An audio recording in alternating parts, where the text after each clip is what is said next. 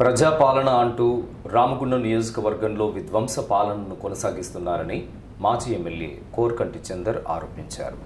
అభివృద్ధి పేరిట చిరు వ్యాపారుల దుకాణాలు తొలగిస్తూ ప్రత్యామ్నాయం చూపకుండా వారి జీవనోపాధిని కొల్లగొడుతున్నారని విమర్శించారు. అభివృద్ధి కార్యక్రమాల్లో భాగంగా గోదావరికని మెయిన్ చౌరస్తా సమీపంలో షాపులను కోల్పోయిన చిరు వ్యాపారులు ప్రత్యామ్నాయంగా ఏర్పాటు చేసుకున్న షెడ్లను సోమవారం మున్సిపల్ అధికారులు కూల్చివేసిన నేపథ్యంలో శుక్రవారం మాజీ ఎమ్మెల్యే కోర్కంటి చందర్ బీఆర్ఎస్ పార్టీ నాయకులతో కలిసి సదరు స్థలాన్ని పరిశీలించారు. బాధిత వ్యాపారులతో మాట్లాడారు. అనంతరం చందర్ మాట్లాడుతూ రామగుండం పారిశ్రామిక ప్రాంతంలోని చిరు వ్యాపారులంతా తమ దుకాణాలను మున్సిపల్ అధికారులు ఎప్పుడు కూల్చుతారో అన్న భయంతో బతుకుతున్నారని అన్నారు. దుకాణాలు కూల్చడం, కూల్చిన వాటిని నిర్మించడం, మళ్లీ వాటిని కూల్చడం ఇదేనా ప్రభుత్వ పని అని ప్రశ్నించారు.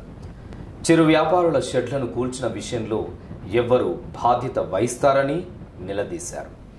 షాపింగ్ కాంప్లెక్స్ పూర్తయ్యే వరకు ప్రత్యామ్నాయంగా షాపులు వేసుకోమని కాంగ్రెస్ నాయకులు మాంకాళి స్వామి, ఎమ్మెల్యే సతీమణి మనాలి ఠాకూర్ చెప్పినట్లు బాధిత వ్యాపారుల ద్వారా తెలిసిందని అన్నారు.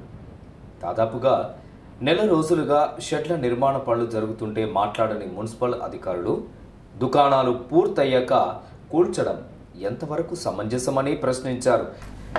12 మంది చిరు వ్యాపారులకు నష్టపరిహారం చెల్లించాలని, కూల్చివేతలకు బాధ్యులైన మున్సిపల్ అధికారులపై చర్యలు తీసుకోవాలని చందర్తో పాటు బాధిత వ్యాపారులు డిమాండ్ చేశారు. గుండంలో ఏం జరుగుతుంది? ప్రతి ఒక్కరూ అయోమయంలో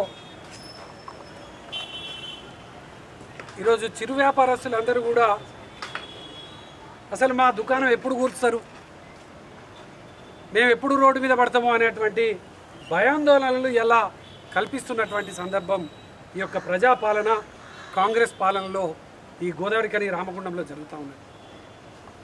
సుందరీకరణ పేరిట, రోడ్ల వెడల్పు పేరిట జరుగుతున్నటువంటి యొక్క దారుణ కాండ అసలు ఎవరు దీనికి బాధ్యులు కూడా అర్థం కానటువంటి పరిస్థితి. రోడ్లు వెడల్పు చేస్తున్నామని చిరు వ్యాపారస్తులను మీకు ప్రత్యామ్నాయం చూపిస్తున్నామని వాళ్ళకు స్థలాన్ని చూపించారు. అక్కడ వాళ్ళ రూములు కూలగొడితేనే ₹1,00,000 దాకా నష్టం జరిగింది. మీకు ప్రత్యామ్నాయం 6 నెలల్లో మేము కడతాము, అప్పుడు అప్పటిదాకా మీరు ఈ స్థలంలో ఉండురు అని అంటే ఇక్కడికి వచ్చి ₹1,00,000 పెట్టి కట్టుకున్నారు. మళ్ళీ నెల రోజులు కాగానే ఇవి కూడా కూల్చేసారు. అసలు అవెందుకు కూల్చిర్రు, ఇవెందుకు కూల్చిర్రు అనేది ఎలా సమాధానం చెప్పాల్సినటువంటి అవసరం ఉన్నది. ఇక్కడన్నటువంటి ఎమ్మెల్యేకి కానీ, ఇక్కడన్నటువంటి అధికారులకు కానీ. కానీ ఎవ్వరు కూడా అసలు దీని జవాబుదారీతనం ఎవరు తీసుకుంటున్నారో కూడా అర్థం కానటువంటి పరిస్థితి నెలకొన్నది. ఇలా వీళ్లకు ₹1,00,000 నష్టమైంది.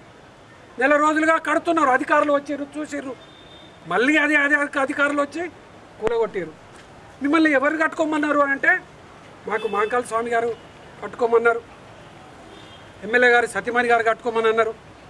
కట్టుకుంటే మేము ధైర్యంతో కట్టుకున్నామన్నా అని వాళ్ళు అప్పులు తెచ్చి వ్యాపారం నడుపుకోవాలంటేనే చక్రవడ్డీలు అప్పులు తెచ్చి కట్టుకునే దుకాణాలు నడుపుకునేటువంటి వాళ్ళు. మంగళ షాపు తిరుపతి ఇలా ఇది కూలగొట్టి అనగానే హాస్పిటల్లో పట్టాడు పాపం ఆయన. ఇట్లా 12 షాపులు ఇలా ఒక్కొక్కరు ఇలా హోటల్ అయినా 3.5 లక్షలు ఖర్చు పెట్టిండట. అసలు ఏం జరుగుతుంది? ఎవరికి నష్టం జరుగుతుంది? అసలు వీళ్ళ మీద మీకు కక్ష ఏంది? ఓటేసినటువంటి ప్రజలకు సహాయం చేయాలి కానీ ఈ కక్షతోని వాళ్ళకున్నటువంటి వ్యాపారాన్ని రోడ్డు మీద పడేసి వాళ్ళకు నోట్లో ఉన్నటువంటి అన్నాన్ని తినకుండా చేసేటువంటి ఆలోచన ఏంది? అందుకే ఇవాళ బీఆర్ఎస్ పార్టీ ఈ బాధితుల పక్షాన నిలబడ్డది. మా షాపులు అయితే గత 40 సంవత్సరాల నుంచి మెయిన్ చౌరస్తా గోదావరికనిలో ఉంటున్నాయి. మేమేదో చిన్న చిన్న వ్యాపారాలు చేసుకుంటూ బతుకుతున్నాం. అయితే గత 40 సంవత్సరాల నుంచి ఉన్న షాపులకు మమ్మల్ని ఒక 15 రోజులు ఏకదాటిగా ఖాళీ చేయండి అంటూ విపరీతంగా రోజు వచ్చి వ్యాన్లు వేసుకొని వచ్చి టార్చర్ చేసుకుంటా ఖాళీ చేయించారు మమ్మల్ని. అక్కడ షాపులు కూలగొట్టారు. షాపులు కూలగొట్టినాక ఇక్కడ ఆల్టర్నేటివ్గా ఇక్కడ వేసుకొని టెంపరీగా అని చెప్పడం వల్ల మేము కట్టుకుంటూ పూర్తిగా ఇంకా వాస్తవం చెప్పాలంటే ఇంకా కొద్దిగా బ్యాలెన్స్ వర్కే ఉంది. అయినా కూడా వచ్చి కూలగొట్టారు. ఇప్పుడు అక్కడ ఫస్ట్ షాపులు లాస్ అయిపోయినాము. మేము కట్టుకున్న షాపులు అక్కడ నష్టపోయినాము. ఇక్కడికి వచ్చి మా సొంత డబ్బులతో కట్టుకున్నాక ఇక్కడ నష్టపోయాము. అయితే ఎందుకు కూలగొట్టిరు అనేది రీజన్ లేదు. పర్మిషన్ లేదు మీకు, లేకపోతే పక్కబండి మెన్స్ క్లబ్ కూలగొడితే మీ మీద పడుతుంది, ఇట్లాంటి కారణాలు చెప్పారు. పర్మిషన్ లేదు అనే విషయము అది మరి మున్సిపల్ టౌన్ ప్లానింగ్ అధికారులే వచ్చారు, చూపించారు. ఆ రోజు కాంగ్రెస్ పార్టీ వాళ్ళు కూడా ఒక 30 మంది దాకా వచ్చారు. మాకు జాగా చూపించినప్పుడు మరి వాళ్ళు ఎవరికి ఆ చట్టం తెలియదా, జ్ఞానం లేదా, లేకపోతే తెలివి లేదా? చిరు వ్యాపారస్తుల మీద మా మీద మేము నష్టపోతామనే విషయం వాళ్ళకి తెలియదా? మరి పర్మిషన్ లేదు అంటే టెంపరరీ వాటికి ఎక్కడ పర్మిషన్ ఉంటుంది? పర్మిషన్ అడిగితే మళ్ళీ మాకు పట్ట ఇచ్చినట్టే కదా. మాకు షాపులు కట్టిస్తాం ఒక 6 నెలల్లో అన్నారు. మరి 6 నెలల్లో కట్టిస్తారా, ఏడాది పడుతుందా, 2 నెలలు అవుతుందా తెలియదు. మేము ఏదో ఇటుకలు పెట్టి కట్టుకున్నందుకు ఇటుకలు పెట్టి కట్టుకుంటారా మీరు అని అంటారు. ఇప్పుడు అభివృద్ధి అని అంటారు. మరి ఇటుకలు పెట్టి కట్టుకుంటేనే గూల కొడతారు. మామూలు టైర్లు వేసుకోవాలి, మీరు ముప్పై టైర్లు వేసుకోవాలి, ఇట్లా ఎందుకు కట్టుకున్నారంటారు. అంటే అదంతా వాళ్ళ ఇష్టమేనా? ఏదన్నా నుండి మరి మాకు ఇట్లా షాపులు కట్టుకోరు అని చెప్పిన వాళ్ళు లేరు. ఇంత జాగాలనే కట్టుకొని ఇట్లనే కట్టుకొని అని చెప్పిన వాళ్ళు లేరు. మాత్రమే కట్టుకున్నారనేమో కూలగొట్టారు. ఇది ఎంతవరకు? అనంతరం బాధితులతో కలిసి రామగుండం మున్సిపల్ కార్పొరేషన్ కార్యాలయంలో డిప్యూటీ కమిషనర్కు వినతి పత్రం సమర్పించారు. ఈ కార్యక్రమంలో బీఆర్ఎస్ పార్టీ నాయకులు గోపు ఐలయాదవ్, నారాయణదాస్ మారుతి, జేవి రాజు, కల్వచిల్ల కృష్ణవేణి, అయితే శివకుమార్, బొడ్డుపల్లి శ్రీనివాస్, అచ్చవేణు, తోటవేణు, బొబ్బిలి సతీష్, దొమ్మటి వాసు, సట్టు శ్రీనివాస్, బుర్ర వెంకన్న, కోడి రామకృష్ణ, ఆవునూరి వెంకటేష్, కిరణ్ జీ, తిమోతి, ఆడెపు శ్రీనివాస్, చింటూ తదితరులు పాల్గొన్నారు.